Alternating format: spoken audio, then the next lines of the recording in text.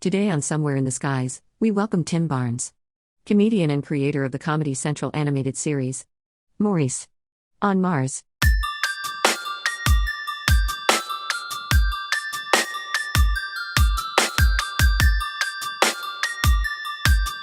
This is Somewhere in the Skies with Ryan Sprague.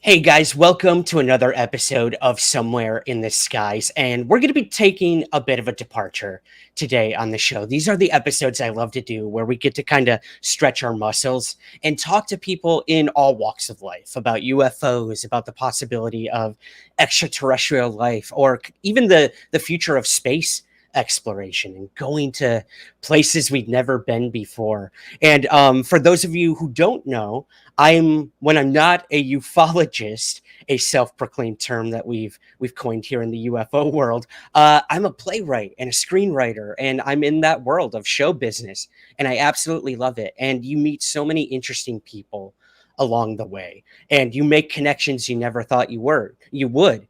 And that's kind of what happened with our guest today. Many of you know Andrew Sanford, who has been on the podcast numerous times at this point, talking all about UFO-themed movies and stuff like that. And he actually put me in touch with a comedian who we're going to be talking to today. And I'm super excited to have him on. We're going to talk about a new animated series that he has over at Comedy Central that just popped up and is making the rounds right now. So I'm super excited to talk to him. So let's not waste any more time. His cartoon or his animated series is called Maurice on Mars. And joining us today is the creator, and that is Tim Barnes. Tim, Hello. Welcome to Somewhere in the Skies. Yes, thank you so much for having me on. And I'm so your life as a ufologist is so fascinating. First of all, I have to say I'm not used to hearing the term ufologist, and I love it. But you are the main character of so many science fiction shows and movies. A passionate UFO, someone with UFO interest, someone who wants to discover what's happening outside of our planet, who seeks new life, like they say in Star Trek. And who I imagine you have a lot of people in your life who don't believe a single word you say. And so that's what makes you a great protagonist. Like you're the guy. Like it's like I'm talking to the guy from all the sci-fi movies. Well, I really appreciate that.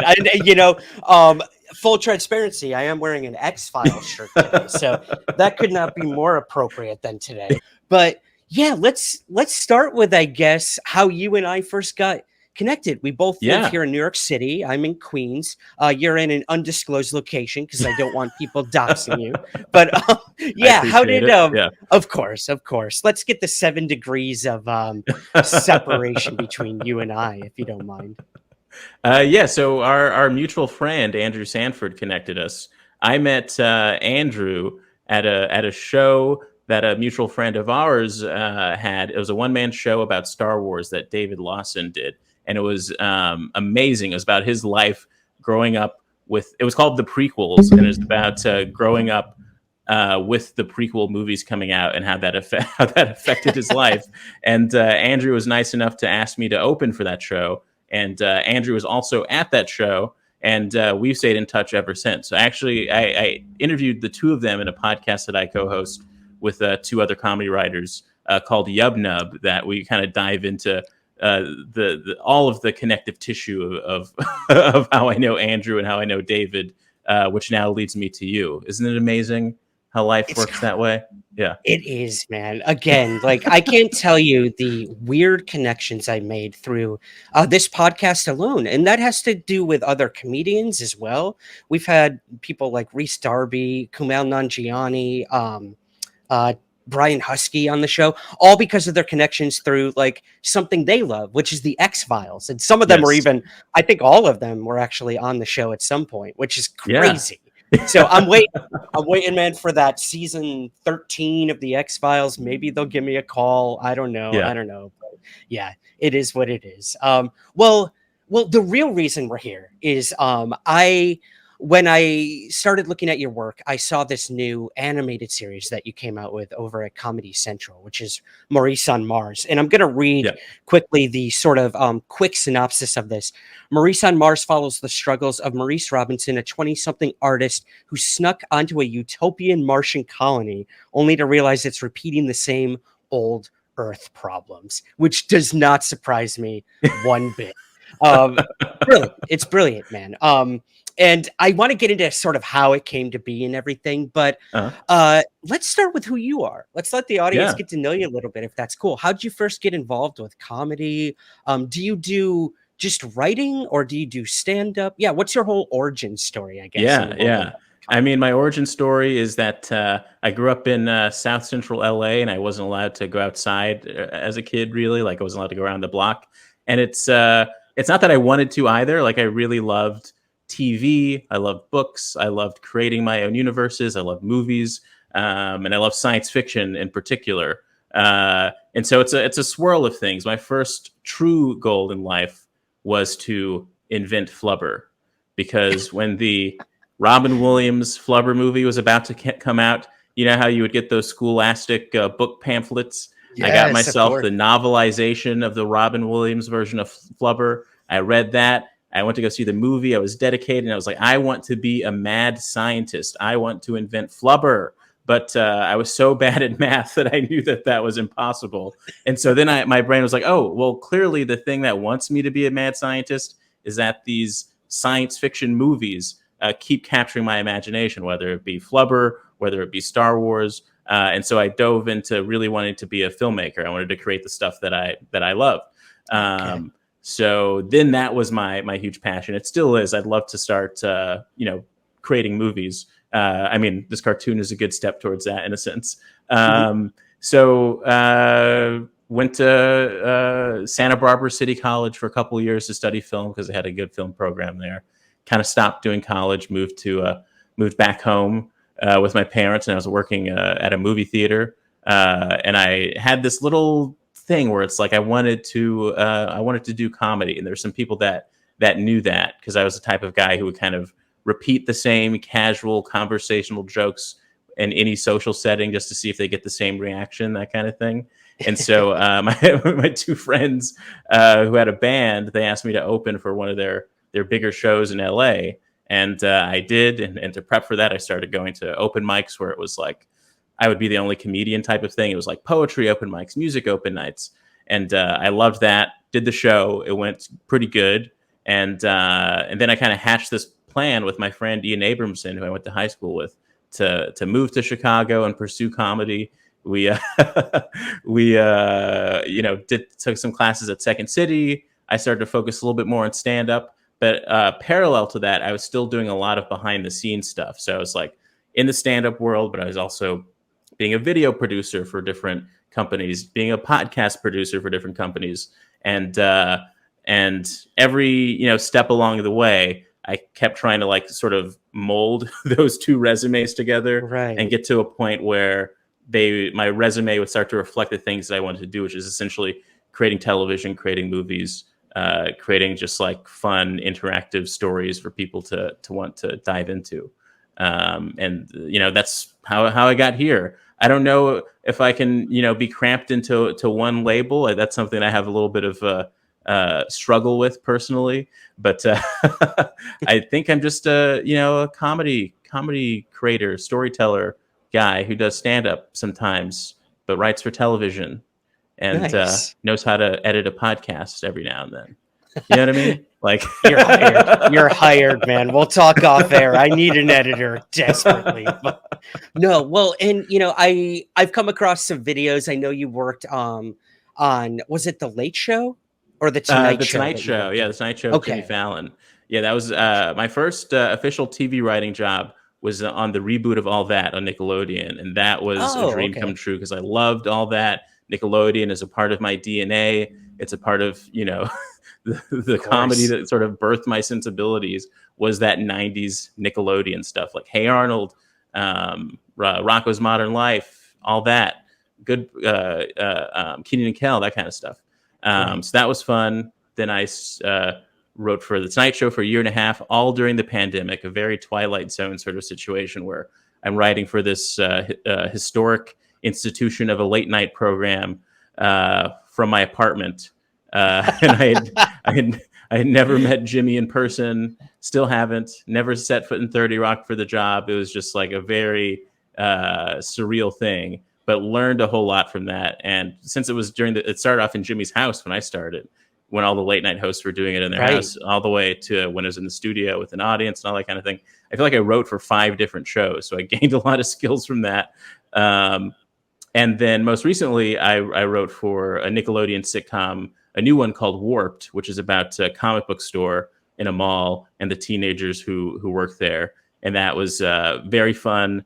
I wrote an episode called Plagiarize that featured Kevin Smith as a special guest, so that was really cool. I got to meet him in person. And all the while, in the summer of 2020, I had pitched this idea to Comedy Central for this animated project called Maurice on Mars. And I've been working on that for 2 years, and now it's finally out, and I'm excited that people can see it.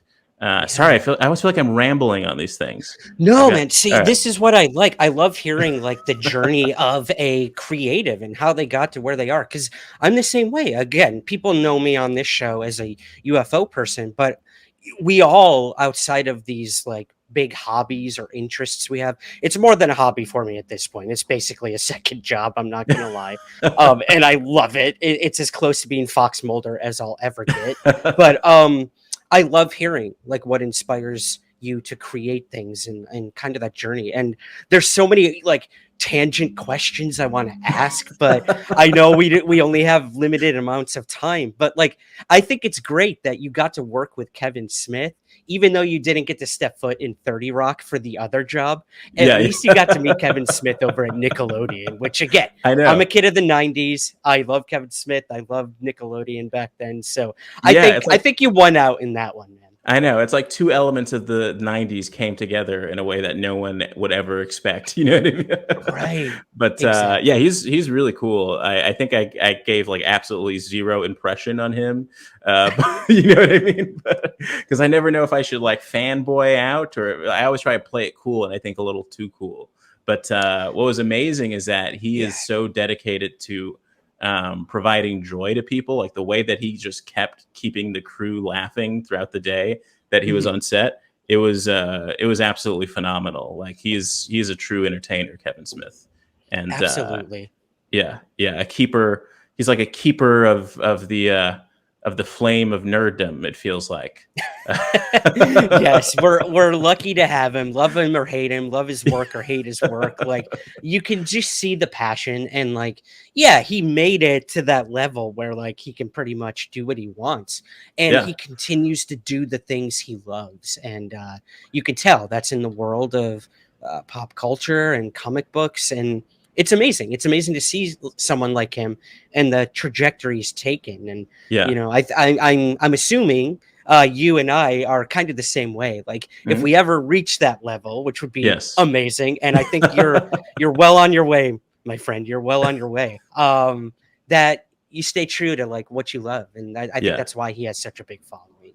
For sure. Definitely. He's like he is a sort of a character in the same way that Stan Lee was. Like he's created an essence that is beyond who likely the true Kevin Smith actually is. It's almost like he's his own superhero, you know? Yeah. So it makes me wonder who's the real Kevin Smith or Kevin Smith? You know what I mean? Ooh, who's got the glasses on and who doesn't? Yep. I gotcha. Yeah. Well, I guess I gotta ask, who's the real Tim Barnes? Have you ever? And I'm sure you saw this question coming on a UFO podcast. Have you ever seen a UFO, or what you think was a UFO? Have you ever had a weird paranormal experience? Anything like that? I mean, it's hard to, and I'm sure you've probably talked about this on the podcast before, where like sometimes you have a dream that's a little spiritual. And it feels like there's some wiggle room in terms of like what could be an alien, what could be, you know, something that usually people think is sort of a metaphysical or religious experience. I will say that when I was a kid, I would very often, and I grew up in LA, so lots of airplanes, close to LAX, you know, that kind of thing.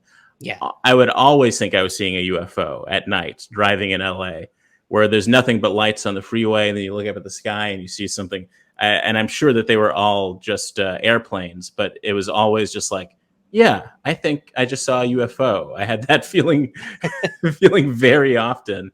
But no, I can't say that I have any specific visions of or memories of feeling like I had an encounter with an alien.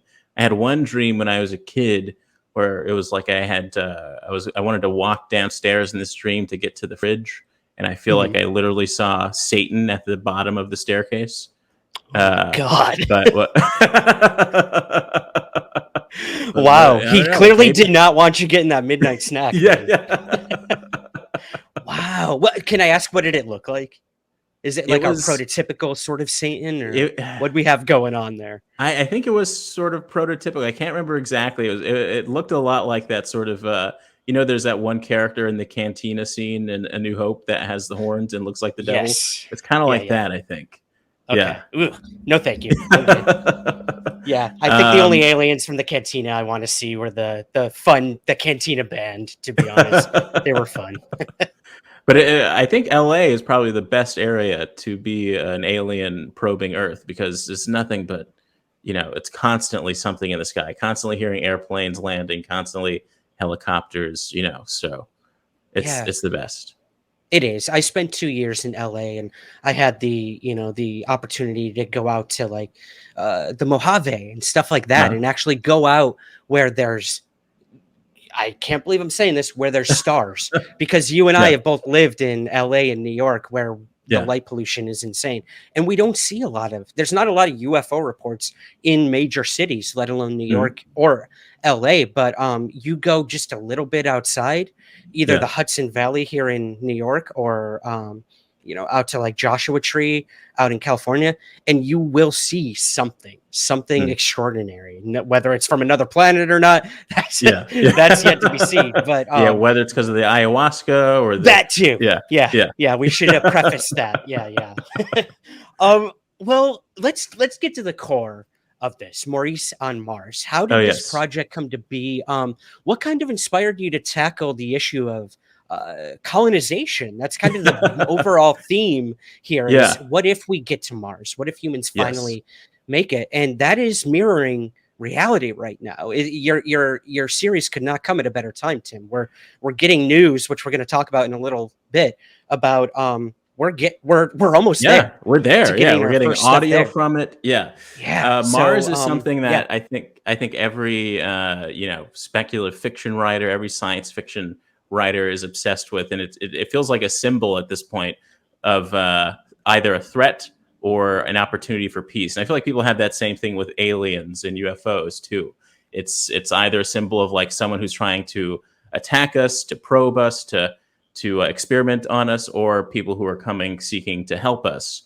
And so using Mars as that symbol. And I've always been a fan of Ray Bradbury, who wrote a book called The Martian Chronicles, which is a series of short stories speculating on adventures on Mars. And he also did a lot of stuff that tackled social issues with science fiction as well. He has a story in The Martian Chronicles about these black people in the South who pitched together money to build a rocket that will take them away from all of the dangers and the horrors of America onto a rocket to Mars. And then it's all about how the white people around them are reacting to this news.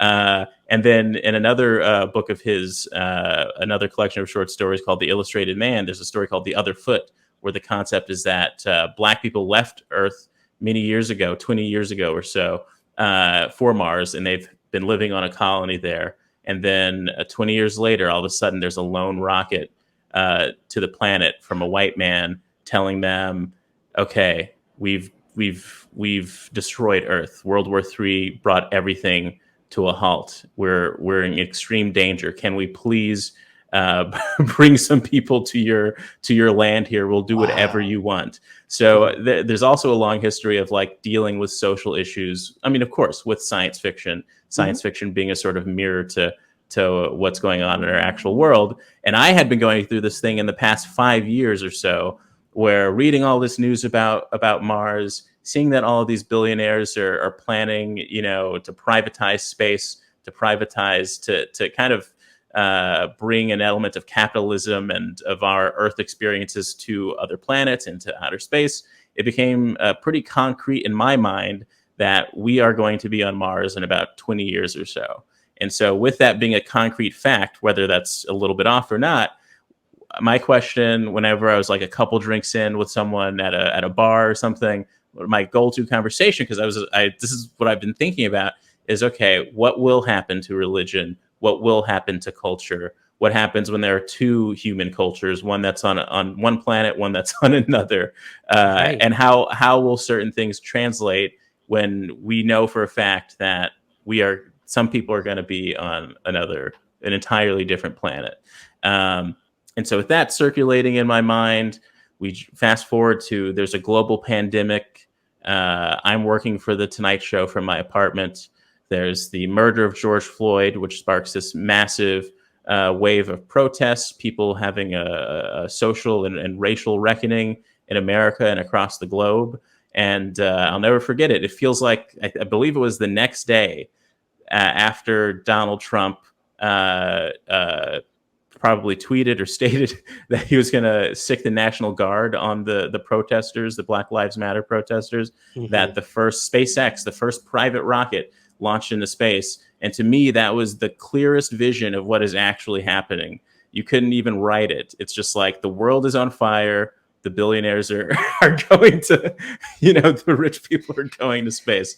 Right. And so around that time, Comedy Central was looking for specific people to create something in the animated space. And I kind of filtered all that stuff that had been swirling in my brain into this one concept called Maurice on Mars, which is, like you said, it's about a struggling artist who works at a coffee shop on Earth, sneaks onto a Martian colony that's supposed to be a utopia. The only job he can get there is also at a coffee shop. And the idea is that to keep this a utopia, to make this utopia work, everyone gets a mandatory fact inhibitor chip that blocks certain Earth memories about things like war, things about all kinds of conflicts, so that you can keep the peace on this on this colony. But since Maurice snuck on, he doesn't have that chip. And so he's literally the only person who can see how this colony is just repeating the same problems. So he's kind of the only hope for actual change and peace on this on this colony. It's sort of a classic, tree of knowledge situation or question happening there. And it's also a parallel of an element of my own life. When I had first moved to Chicago to pursue comedy, I remember one of my first jobs was at a Dunkin' Donuts, a horrible job. And then I always had the night shift, so I couldn't pursue my dreams of doing comedy at night because I was stuck selling donuts. So it's also about that sort of tension that I think a lot of artists have, where you're not allowed to pursue the real thing that drives you because you got to pay rent, making lattes or whatever. So there's kind of a lot that I tried to pack into. It's only going to be 3 episodes, and they're all about 5 minutes, but I tried to pack enough in there that hopefully gets people interested. And if they want more, maybe it can become its own show, or, maybe I'll just write a series of novels with this character. Cool. Well, and that's the thing, like the way you explain, kind of the overall theme of it, it's very powerful. And I think it's something that deserves a bigger space to tell that story and kind of convey the messages you're trying to get out there. And, those 3 episodes, like you said, could literally turn into anything. It could turn into a movie, a cartoon, a novel. But it's these big ideas that have been around for a long time, but it's how you convey it to an audience. And I think, again, like, we're living in an age now where kind of, I guess, adult animation, not like in the sense of like, oh, XXX, but like adult comedy, such like Family Guy and Simpsons and stuff like that. They're a big thing now, and they weren't really a thing some 20 years ago. And kind of tackling those social issues, love or hate something like Family Guy. Like, there were times they did tackle some really big things. Same with South Park. I mean, that South Park was so in your face with it that It was Yeah, brilliant the way they tackled those things. So I love this idea of, again, someone going to Mars and just like you said, the same issues start to arise, because just because you're going somewhere different doesn't mean it's going to change, I guess, the problems you had on another planet. It's an easy escape from the yeah, problems, in my opinion. And I love the concept too that Maurice is the only one who doesn't have these memories of, or excuse me, does have these memories of Earth, and nobody else does. And you know, we can't run away from what we've done in the past. And you know, just because we destroyed Earth and go to another planet doesn't mean we're not going to do the same thing over and over and over again. Oh God, it pisses me off so much, man. And I was And I, also, God, yeah, please, I was, please. I also really wanted to create the world of Mars in a way that was casual and not hyper sci-fi, because I Mhm. think sort of like a hyper sci-fi has already been done with shows like Futurama and you know, the sort of and I didn't want it to be a world where you know, aliens necessarily exist. I wanted us to still have that issue on Mars that we have on Earth of Mhm. not quite knowing if there is extraterrestrial life. But there is one character who very likely is an alien, but is in hiding. And so a question is, you know, why is she there? Is she there to study human life? Is she there to escape something, some bigger thing that's happening with other aliens beyond Mars? Is she from Mars? There are a lot of things to be explored there. But I didn't want to, it to be in that sort of science fiction lane where there are just a tons of, you know, weird looking aliens everywhere. I wanted to Yeah. be very grounded science fiction exploration of humanity, basically, and also funny. And I hope people find it funny too. Um, yeah. Yeah, yeah, this ain't your cantina for sure, for sure. Well, let's rewind just a little bit, Tim, if you don't mind. Yeah. Could you tell us about the creative team behind this? I've got the little Cartuna there. I know these Oh were yeah. the animators. I believe they're in Brooklyn. And how did it come to be that you got hooked up with this company and your voice actors, some pretty notable people, I might say. Yes. Yeah, tell us a little about the creative process, if you don't mind. Yeah, it was a bit of a journey. There are a few different options of animation companies to work with, and I chose Cartuna because they've done so many different styles of animation, and I Mhm. felt like I could. And as someone who's new to both writing for animation and creating something animated, I wanted to work with a company that was a little more experienced. And so that was like a big reason why I chose them. And knowing that they could tackle a lot of different styles gave me confidence that we could figure out a specific style for Maurice on Mars.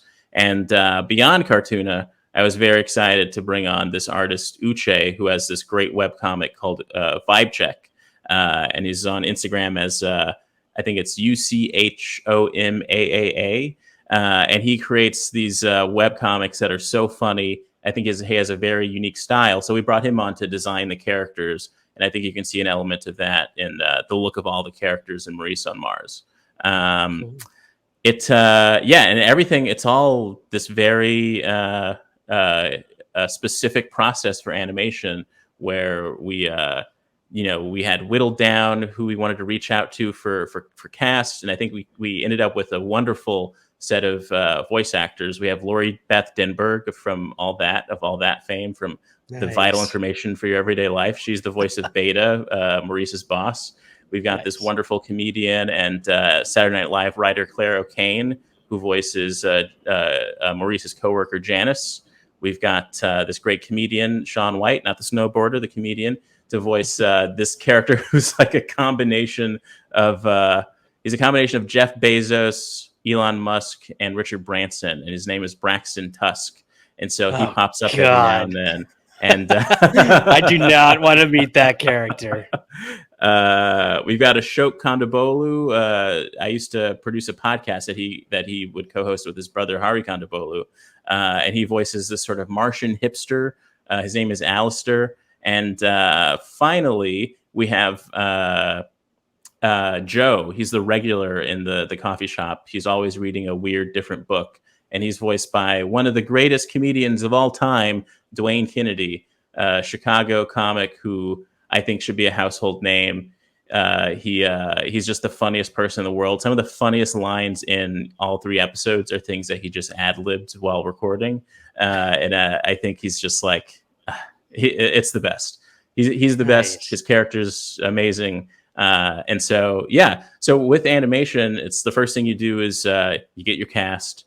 This was recorded in the height of the pandemic, so we sent specialized mics to each actor, recorded them all individually, one at a time. Wow. So we got different styles of them saying different lines. And once we compiled all of that, the first thing you get is the radio play. And that's just the audio, maybe with a few sound effects, and gave some notes on that. And once that's locked, that radio play gets sent off to the animators. And before it actually starts getting animated, there is a storyboard. So a storyboard artist draws images of what each shot will look like to match the radio play. And that gets edited into what's called an animatic. So there's levels of notes and approval for each of these steps. Mm-hmm. And the animatic is just those images playing alongside the radio play. Lock that down. You send it to the animators. You get one cut of it, send some notes, get another cut, send some notes. You say, can I get a blink here? Can they smile here? Can, his hand do this? That kind of thing. Wow. And I learned a lot about just having to be super specific with my notes, because there was only a certain number of rounds of notes that I could give. And I am so blessed that Comedy Central made me completely unaware of the budget. So I'm sure that there probably were a few times that I, especially on the first episode, where it's just like I'm kind of wiggling with what's technically within the means, right. But since the first episode, especially, like I had to just be hyper focused on being as specific as possible with my notes, knowing that there's a limited number of times that I can rev this machine until we get the locked episode. And it's been just a wonderful experience, because as someone who loves film, studied film, this animation is filmmaking, and it deserves to be treated as such. And there's so many talented people that are involved, and that it takes to make something like this possible. And I already had a lot of respect going in, but I gained so much more coming out of it. And I love animation and would love to work in that space more if there's ever, an opportunity. Again, I'm rambling, aren't I? No, man, this is so cool. I think, for me, and I hope the audience too, like, I had no idea what went into making a cartoon or an animated series. And it never dawned on me. Yeah, it's kind of like a play. Like, you start with a radio play, like in the old days. You just hear it. You imagine, when you're listening to these old radio shows, you are imagining what's happening. What do these characters look like? You're sort of molding it in your head and manifesting it. And that's so cool. When you see a cartoon, you're like, oh, it all just kind of falls into place. But no, there's so many unbelievably complex steps going into it. So that's cool that you had like a learning process through it all. And now I have so much more respect on how these things are made.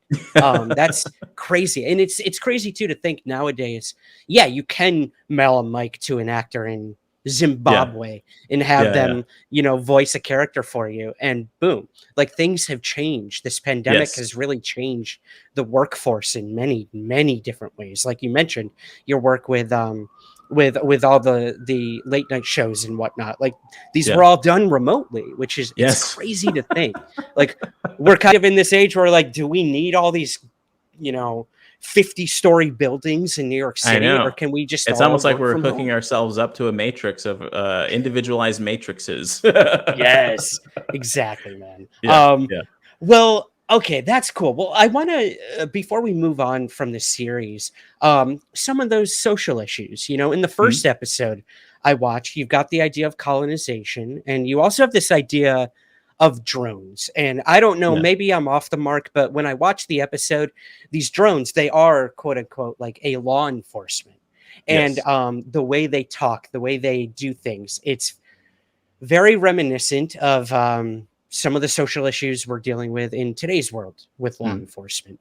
And that's kind of what I took from it is this, we live in an age where we can literally profile someone in a heartbeat, facial recognition, stuff like Yeah. this, which is terrifying and scary. And I kind of saw that played out through the drone characters in the first episode. So what are some of the social issues you'll be tackling in future episodes too?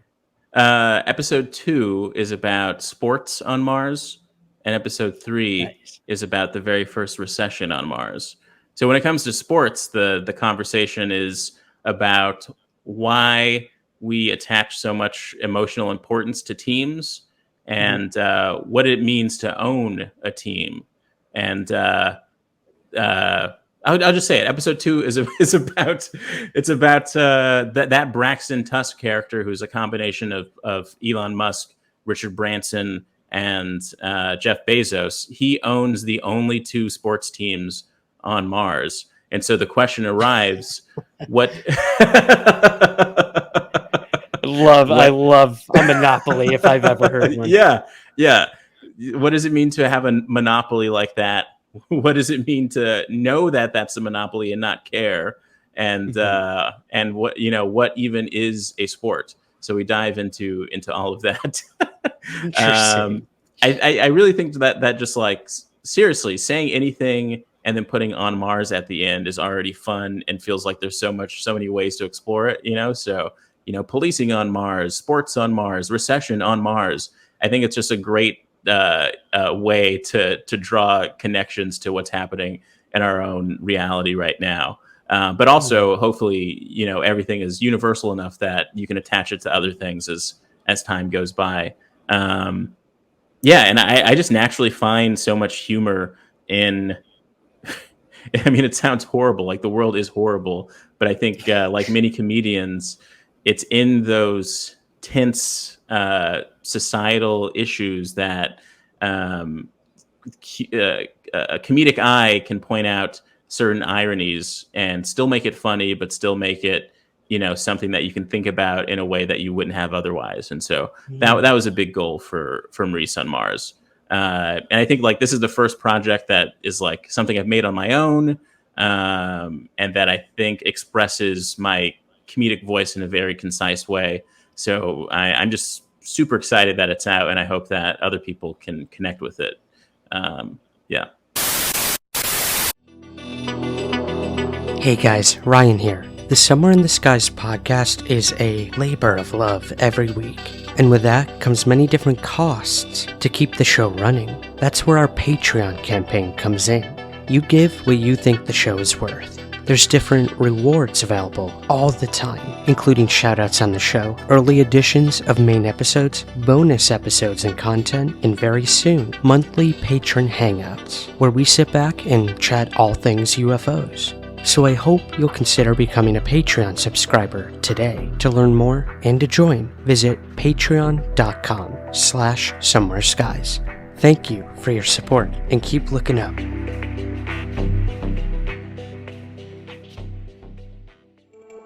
Do you like stories of the strange, the weird, and the unexplained? Then we want you to check out Jim Harold's Campfire. The concept is pretty simple. Jim talks to regular people about strange stuff that happens to them. And yes, that includes UFOs, along with cryptids, ghosts, and head scratchers. He doesn't exaggerate or play a lot of spooky music, kinda like I'm doing right now. The stories speak for themselves. One's like a ghost story involving serial killer Ted Bundy, or the young man who encountered an 8-legged demon. Then there's the story of an alien abduction by what could be considered a reptilian.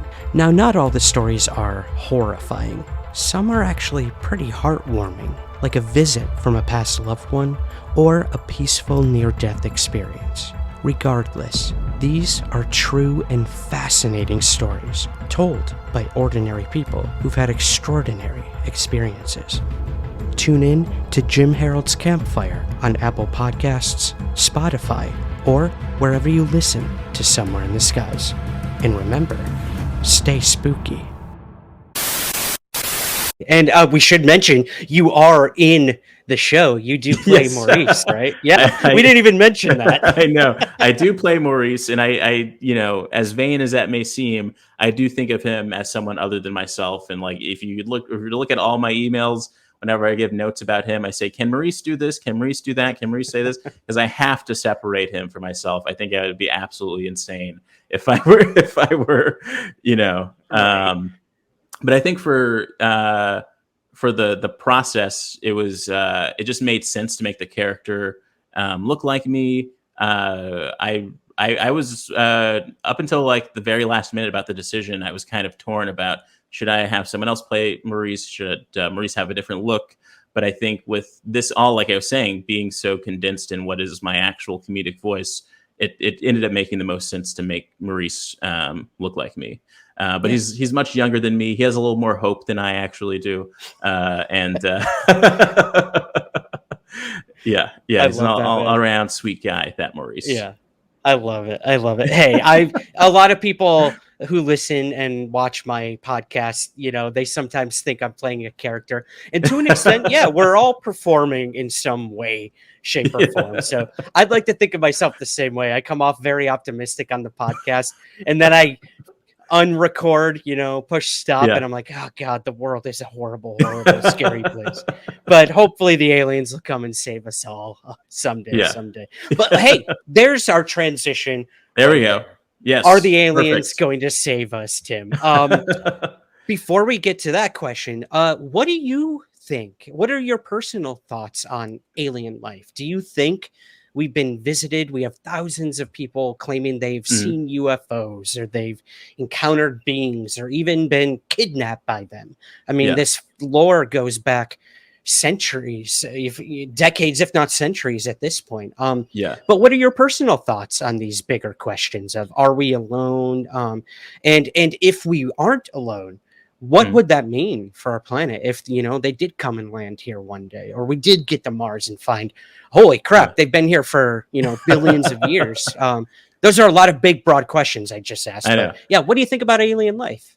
I think there definitely is alien life. I think it's foolish to think that that there isn't. And so I'm naturally just always interested in that question of, like, when we discover this alien life, how that will affect everything. Because I think it'll be a situation that's similar to the discovery that the Earth isn't flat, or that the sun doesn't revolve around Earth, we revolve around the sun.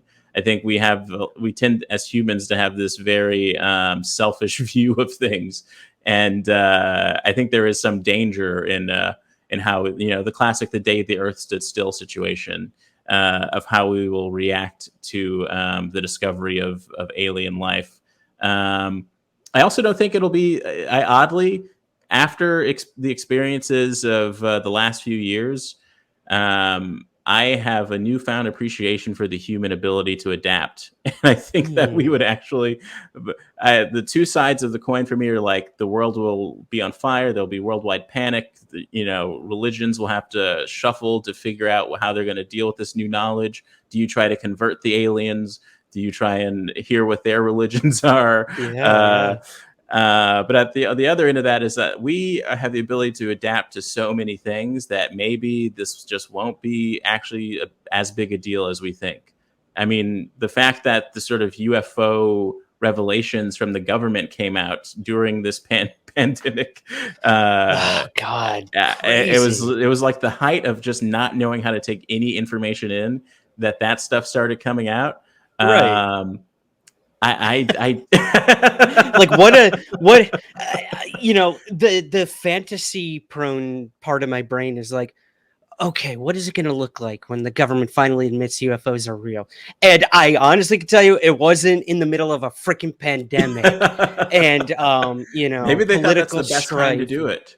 Maybe. Well, hey, that's a lot of people think. They're like, okay, we've thrown everything else at them. Like, if we're gonna tell them that we've known for decades aliens exist, something crashed in New Mexico in the 40s and we got bodies, like, now's the time. So I don't know. Maybe they're slowly getting there. I know. And we got a Space Force now. Like, so many things happened in the last few years that we're in the height of misinformation and just not knowing how to take anything in, that like I genuinely want to know, like maybe Donald Trump had some weird information that was like, you know, maybe we should have a space force. I don't know.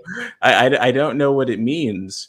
So I definitely have this overall feeling that that we are preparing for something. If I were to put my conspiracy hat on, I think the government is trying to prepare us for something. I just don't know exactly what that is. But maybe, you know, I think there's alien life. There has to be intelligent alien life, the equivalent of ourselves or higher. But, you know, I want to meet, you know, I want to see an alien cow. I want to see an alien, you know, we're so obsessed with the intelligent part. Like, I feel like we don't like an alien bird or, you know, let's talk about those. Like, I'm sure, has life technically already been discovered on a microscopic level yet on Mars or anywhere else? I'm sure it has. I mean, there have been several times now where astrophysicists or astrobiologists have claimed that life has been found. That there, you know, we have the lake beds that have been found on Mars, where they believe that ice and water had been there for centuries, and that there was most likely life there at some point. And then you've got these little tardigrade things that are kind of just making their way through interstellar space. They can survive literally in any climate. And those are not from here. Those are extraterrestrial.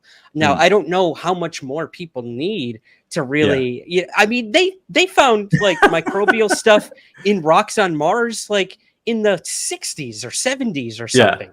But it's not enough, Tim. And I think that's what they want, that Martian. They want that intelligent, sentient life.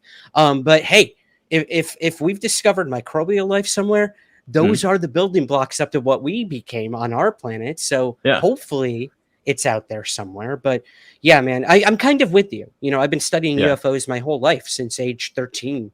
And I'm no closer to any answers of if we've been visited by something, if that's what are piloting these claimed UFOs that people have seen. But I can say, of course, I believe in alien life. It has to be mathematically. It has to be out there. So yeah, a lot of questions. Well, then there's also the switcheroo theory, right? Yeah, please. The from Mission to Mars. Remember that movie? I think Don Cheadle was in it, where the idea is that Martians left their DNA on Earth in order, and that we kind of so we're the aliens somehow. Yep. Like there is this idea of panspermia, they call it, where we were seeded somewhere else in the universe, and we just happened, the meteor fell on Earth, and that's where we came out of the ooze and evolved into the beautiful, I guess I'm using beautiful very liberally, creatures that we are today. But yeah, you do truly have to wonder, are we alien to our own planet? That's a big, profound question to ask, and brings up a lot of societal questions too. Like, you know, what if we do find those aliens? How will that change the way we perceive ourselves?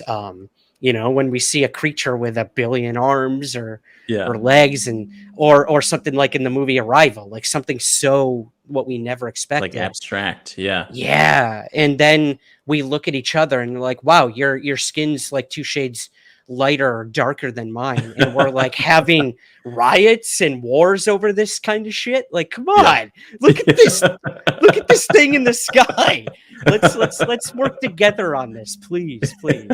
If there's one thing I agree with Ronald Reagan on, it's we have to come together and realize we're humanity, you know. So I don't know, big questions.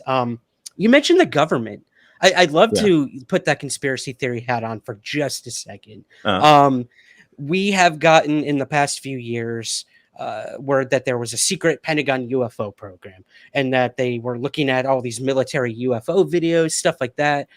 Crazy. And then we learned that they're creating a new Pentagon UFO program, and there were just congressional hearings on UFOs. Again, dude, this is like my dreams coming true in a time where like so much is going on that no one's really paying attention. But what do you think governmental wise, if you had to put on that conspiracy theory hat, why now? Why are they doing all this? Yeah. We have a crisis, not a crisis. We have a full-blown invasion and war going on Yes. in Europe right now. To deal with. And then we have, oh, by the way, these UFOs our military are seeing, they're not Russia, they're not China, they're not ours. What the hell are they? That's literally what our government said. Yeah. So yeah, what do you think? Why are they doing this all? And If I'm trying to think of unprompted. if I'm trying to think of a practical reason, perhaps this is an agreement that the governments have to say, we're all spying on each other, but we don't want each other to get in trouble because we know that's the deal. We're never going to stop spying on each other. So let's just say that we don't know who. That's really interesting. Yeah. We do. We have to admit, like, oh yeah, we got drones over in Russia. Come on. We got satellites. That's how we know what they're doing. It makes perfect sense. Yeah. But I really don't. I don't know. My brain goes to, and you have this brain as well, where you're always constructing plots, and like if I were to make a movie, or my brain goes to the idea that there is intelligent life, and the heads of our governments are always making deals with them because they know that we can't handle the level of intensity of things. So maybe there's a space Illuminati, maybe there's an alien. Nice. What do Marvel they want from coming us? to life? Yeah. What do they want from us? Maybe they asked us to start draining the oil out of Earth because there's something they'll get from that. Maybe it turns into a nice cookie or something once all the oil gets drained out. That's it. We've solved it. That's it right there. I love it. Well, water too. Like a lot of these UFOs are seen over our oceans, and a lot of people are like, "Huh? Do they have an interest in our water? Is that a source of like propulsion for them, or do they need it on their planet, so they're taking it?" Like we don't know, but you're right. There are these connections you can make, and I agree. I do live in that world of like creating movie plots, and I think it hinders my perception of the real world a lot, because when this whole Russia thing first started, 2 days in, I'm like, world's ending. Like the bomb's going off. This is it. Yeah. And it took my partner to sit me down, slap me, and be like, Ryan, this isn't a movie. Like there's so many moving parts to these things. And like get out of that Mulder-esque brain space for just a minute and realize like the world's much bigger and far more complex than we can truly think. So I agree with you. Have you ever seen the show Brain Dead? I'm obsessed with the show. You have to watch it. Do you have Paramount Plus? I do. Yes, I got it just to watch the Tonys. Yeah, there's the theater nerd. This show is going to blow your mind. It only had one season, and it aired on CBS of all networks during the 2016 election cycle. Okay. And so it is about alien insects who land on Earth in Washington, D.C., and they go into the brains of people in the Senate and things like that. Half of their brain oozes out of their ears, and so they're in control of all of American politics, and like they are the reason for the intensification of all of American politics. And it is the most surreal show that you could imagine coming on the CBS network. And I love it so much. It was so good. And the creators, and of course, it probably got canceled, right? Yeah, it got canceled. But the creators of that are great. Like they have that show Evil, and like I'm just obsessed with everything that they make.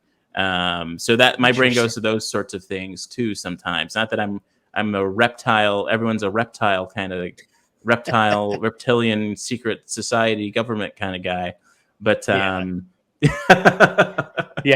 Hey, there's a time and a place for those conversations. We won't go there today, but yeah. But I think there's a human need to even if there isn't, to seek this concept of higher beings and higher powers interrupting. And whether or not aliens are real, I think that there could just be an element of that natural need that we have to have some sort of explanation for certain odd phenomena and things like that. Cool. Yeah, I love that. Well, I want to touch on, there's been a few recent news stories, Tim, that have broke. And I'd love to get your thoughts on these as kind of an outsider to the world of UFOs. These stories are mainstream and they're out there like never before. We're getting stories in CNN, Fox, insert mainstream media outlet here of UFOs. And it's become like a part of everyday conversation. And I've got a couple videos I'd love to play if you're willing to stick around and your thoughts on these. Let me pull up the first one here. This is a story about NASA. And, we've got this thing in the Pentagon starting where they're going to look at UFOs over military installations, like hundreds of reports of these things. But then we've got NASA, who you presumably would think would be the ones to look for UFOs. Getting in the game now. So I'm going to go ahead and play that for you now. Okay. UFO news. There have been unexplained sightings of flying objects in the sky for decades. The Pentagon recently formed a new office to study UFO reports, and now it's NASA's turn. The space agency launching a new team to investigate who or what may be behind the unexplained sightings. Here's NBC's Gotti Schwartz. The effort to uncover the mystery behind those UFO sightings is about to get some help from some serious space pros. NASA announcing it'll form a new and independent team to investigate unidentified aerial phenomenon, or UAPs, but instead of focusing on classified encounters with military jets, the agency plans to examine data they've already possibly captured and may even include recordings taken by civilians. Just last month, this video shot on an iPhone during an air show in Miami appears to show something shooting up out of the water with people swimming nearby. And I saw it and I was like, what in the, like, no way. NASA's review could even like this possible sighting captured in Utah by a film crew in 2016. I don't think it's a bird. I don't think it's a bug. I think it's exactly what a UFO stands for, unidentified flying object. Once the investigative team officially launches in the fall, they're hoping to cross-reference things like video with other data, like satellite images or low-orbit observations made by the space agency. This is what we do at NASA. This is not our first rodeo. We discover and explore many, many things in ways that, frankly, at the beginning look almost like a miracle, and then as we go forward, looks like something new we never would have guessed. It all comes just weeks after Congress held its first public UFO hearing in half a century, following hundreds of unexplainable sightings by the military in restricted airspace. And while most of those are expected to remain classified, including at least 11 near misses with military jets, more everyday Americans, baffled by what they've seen, are now hoping NASA could soon provide more public answers. Do you have enough data to say what these could be? At this moment in time, we do not have enough data to really conclude. Does that mean that it's not extraterrestrial life? I'm a scientist, and if somebody asks me, is this extraterrestrial life? Frankly, at this moment in time, the simple answer is the right one, which is I don't know. So what are your initial thoughts on that? NASA's finally getting it. I love that last part. I'm a scientist. So the most objective answer I could give is I don't know, which I love it.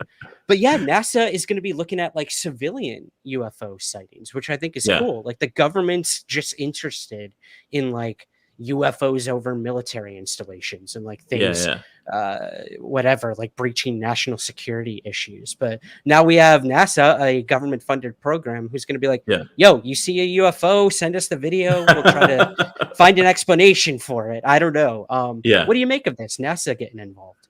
I don't know what to make of it. You would think it was something that more the military or something, or something a little more something that would at least give the illusion of we think that all UFOs are something to do with, probes from other countries or some sort of spy gear. But the NASA of it all definitely makes you first think that this is something from outer space. Good point. I think that's kind of the big thing here is, militarily, they're looking at things, just that their pilots have seen flying in the air, but like space, breaking that barrier between sky and space is a whole different story. So I'm hoping we're gonna get like more stuff from, maybe there's videos that were taken from the International Space Station or stuff like that. Yeah, I want to know more about this department and who's working there, and what, when they get a case and they go back to the office, and that's. Can you imagine? What'd you do at work today? Oh, just looked at UFOs all day. And one of them seemed to be, sucking up tons of water from the oceans. And I can't imagine. I cannot imagine. One almost that video said too, like the Pentagon, 11 near misses, which is terrifying. That like pilots have almost, or even like civilian airplanes have almost hit these UFOs, no matter what they are, whether they're like an interstellar craft or like a drone, like people could potentially get hurt from these things. So yeah, they probably should figure out what the hell they are, in my opinion. Now, is there also a theory that these UFOs could be, can they be us from the future? Is that not a theory? Dude, okay. I think you are a psychic, because that is our next video. You are the king of transitions. I'm going to go ahead and play our next video. That is what we call synchronicity, ladies and gentlemen. Let me pull this one up, and then we will definitely have something to talk about on the other side here. Ding, ding, ding. So again, I can't believe you brought that up. Tim Peake, one of our, whoops, hold on. Sorry. There we go. There we go, man. Exactly what we were talking about. Us from the future. This is a interesting concept, and to hear someone like Tim Peake, one of our like leading astronauts on the International Space Station, bring that up was really interesting, because a lot of people just think, oh yeah, it's ET, or it's something from another planet.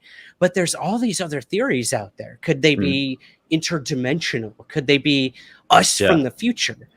So what do you think? Us from the future, why? Why do you think they would be coming back to visit us, if that is the case? I would almost argue that more interesting than it being us from the future. If it's us from the future, it's probably a tourist thing, or like you get a tourist experience of the past, or they're just trying to capture certain things. And the question is, at all those spaces that people document these unidentified flying objects, what is so interesting about these spaces that you're seeing them if they're coming from the future? I'm not necessarily sure, but if they're coming from the past, if somehow this technology existed beyond our knowledge in the past, and let's say you're Russia or something, and you're trying to get a glimpse of the future so that you can control certain things in the moment, I don't know. For me, that's the more interesting potential for time travel with unidentified flying objects. How do you feel about it? Have you talked about it on the show before? Yeah, so there's this really interesting case back in 1980. This happened in Suffolk, England. There were two NATO bases, joint military bases, one owned by England, one owned by the US. And forgive the ambulance here in Queens, if you can hear it. So two joint military bases back during the Cold War. So we were over there ready if anything got really heated and whatnot. And this UFO was tracked on radar and then went into this forest, which was it was called Rendlesham Forest. It was between the bases. A UFO landed in the forest. So then you had all these military personnel, some like 70 plus officers, that went out and actually investigated what the hell is this thing that just landed between our military bases. And when they got out there, man, and there's been a handful or so of the officers who have come forward since this happened and said straight up UFO. Like it was like triangular in shape. It had weird lights. It was sort of just hovering there. And some of them, including the deputy base commander at the time, he went out there with a tape recorder and was recording what was happening in real time. And he said that this UFO that was hovering, pierced a beam through the bunkers on the base and Wow. like affected the nuclear ordnance that was being housed there at the time, which is insane. And this is available. You can listen to the audio recordings of this. I might even put it in right here. If people want to listen to it. It's a little startling to hear this thing happening back in 1980 and these officers being like, holy shit, like, what is going on? Like, is the world about to end? Are these aliens? Is this Russia? Like, what is happening? So one of these guys says that he touched the craft. It got so low to the ground. He touched it, and immediately some weird code was like downloaded into his brain. I'm not kidding you. This guy has said that when he touched the craft, something went into his head and told him, we are from the future. We're here to tell you to stop messing around with these nukes. Like, this is going to be really bad in the future. Hence why we're coming back and messing with them so that, you know, you're like, stop doing this. And so pretty crazy. Again, this is one man's claim. But yeah, there is a few books out right now by a professor named Michael Masters who has coined this term. I think it's temporal terrestrials, where it's not so much extraterrestrial from another planet, but it's us from the future. And he goes into sort of the evolution of, like you said, they could be tourists or they could be coming back to try to change things, like Quantum Leap in some respects. Dr. Samuel Beckett coming back. I don't know. But maybe it's you know how on Google Maps when they're trying to get those images of exactly what your neighborhood looks like so that you can do that POV thing, that 360 thing. Maybe it's just that. Maybe this is a future Google tech coming back so that you can get a 360 image of every decade on Earth, so that you go back in time and then now you have a downloadable you can basically watch the past because there's a 3D rendering of it that we've gone back in time to get. So you can look at your grandfather meet your grandmother, and you can look at that's a little scary. I'm not gonna lie. But of all the things, that's the scariest that I want to go back and watch like the Lincoln assassination. I can't even imagine the things people would want to go back in the past to see at our present expense. I know, Pornhub really interesting theory. What'd you say? The Pornhub ramifications of that are I'm afraid of. Yep. Hey, we had to go there. Tim, man, this has been so refreshing, man, to kind of have this conversation with you. It's unlike most of our episodes where we just cover like specific UFO cases and stuff like that. But before I let you go, I'd love to just get an idea from you of why you made Maurice on Mars. What do you want the audience to really take away from the themes that you tried to convey in this? And what do you hope people take away from watching the animated series?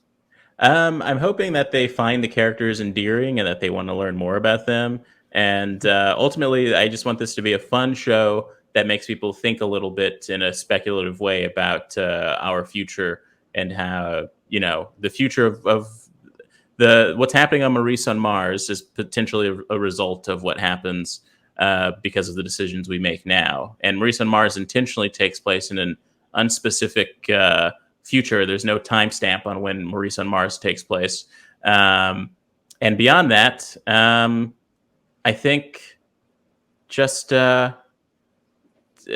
what excites me about some of the characters is that they just explore different questions. Like Beta, Maurice's boss, is a self-hating robot who doesn't want to be identified as a robot and is an entrepreneur. And so there's questions about when is sentience and how do we define robot sentience from human sentience, all very under the surface of this comedic cartoon. Right. That's only 5-minute episodes.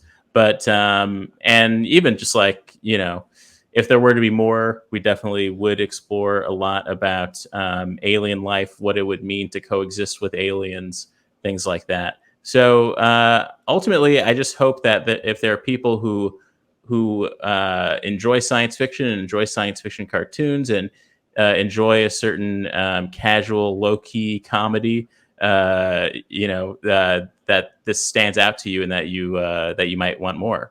That's all I can say. I'm the type of guy who can keep rambling until you start playing the the theme music starts playing. Yeah. Cue the Oscar speech music. Yeah. No, man.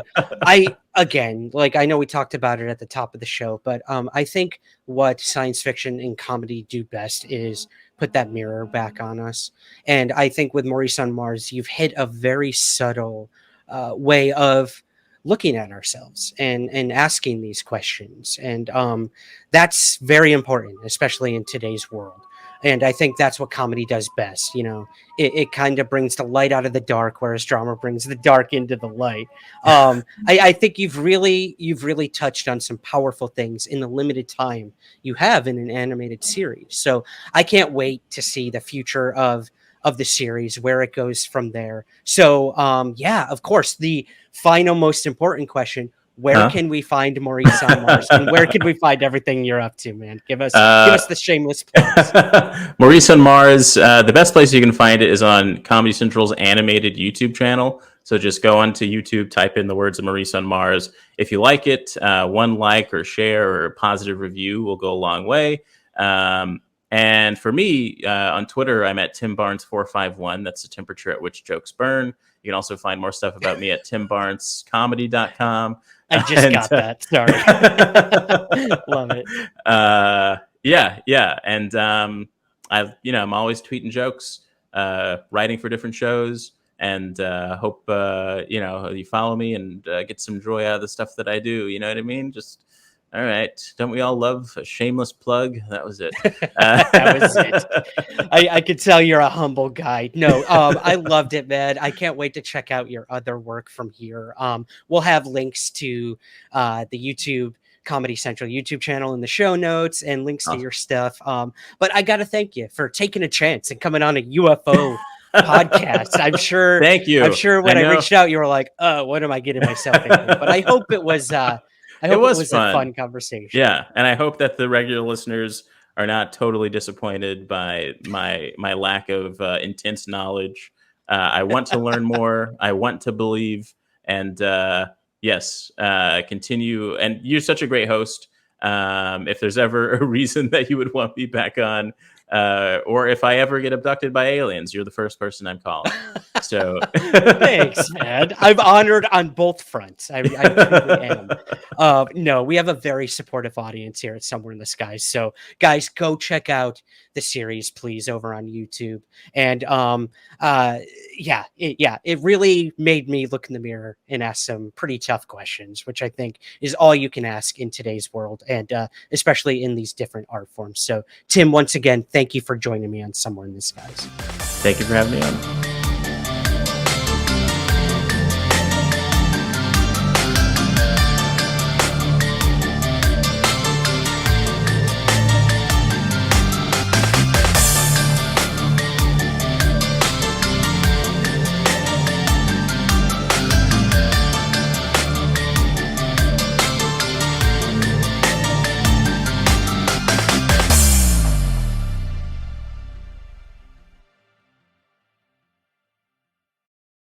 Somewhere in the Skies is produced by Third Kind Productions in association with the Entertainment One Podcast Network.